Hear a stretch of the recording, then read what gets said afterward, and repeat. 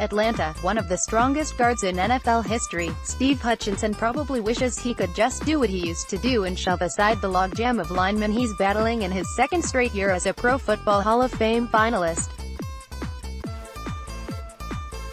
But the former Vikings' fate once again rests in the hands of a committee of 48 selectors, including yours truly, that will meet here on Saturday to decide the class of 2019.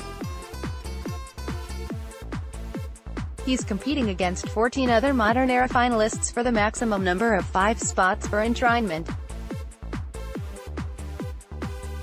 Tight end Tony Gonzalez and safety Ed Reed are believed to be easy votes in their first year of eligibility. If that becomes the case, Hutch will be one of 13 finalists battling for just 3 spots. Muddying the field even further are 3 other offensive linemen who are likely to split votes, as they did a year ago when the committee chose as its modern-era class receivers Randy Moss and Terrell Owens, linebackers Ray Lewis and Brian Urlacher, and safety Brian Dawkins.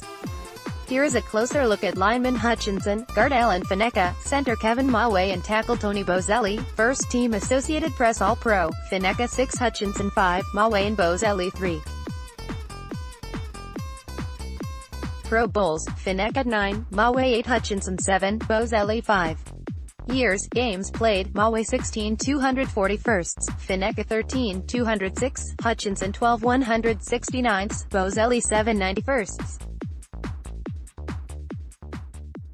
From a number standpoint, it's difficult to imagine a scenario in which more than one offensive lineman joins Gonzalez and Reed.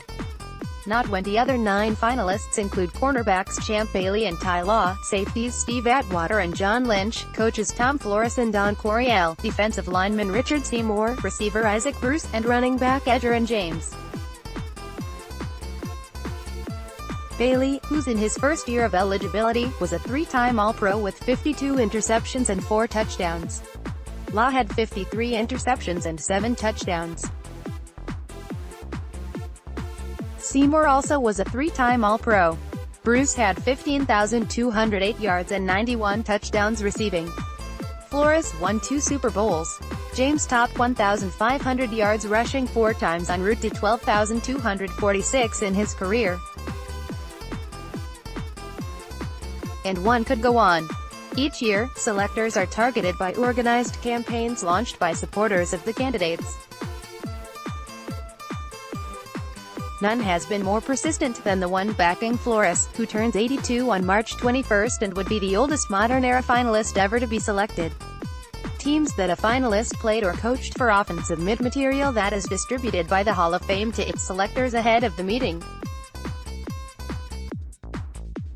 Hutchinson played his first 5 seasons in Seattle and his next 6 with the Vikings, so he had 2 teams contribute in that regard. The Vikings contributed an impressive quote of support from that old gunslinger that Hutchinson had to fly to Hattiesburg to talk out of retirement back in 2010. Toughest and smartest lineman hands down, Brett Favre was quoted as saying, "Technique was flawless and just downright good."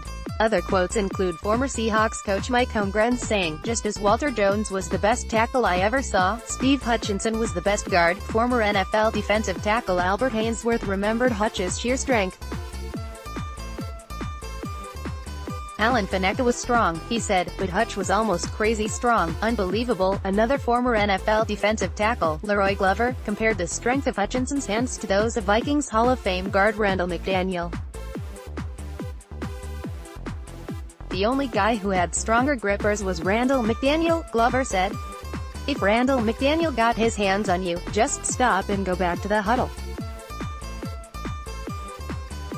Hutch had that ability as well. Hutch was on the field for 72 individual 100-yard rushing games.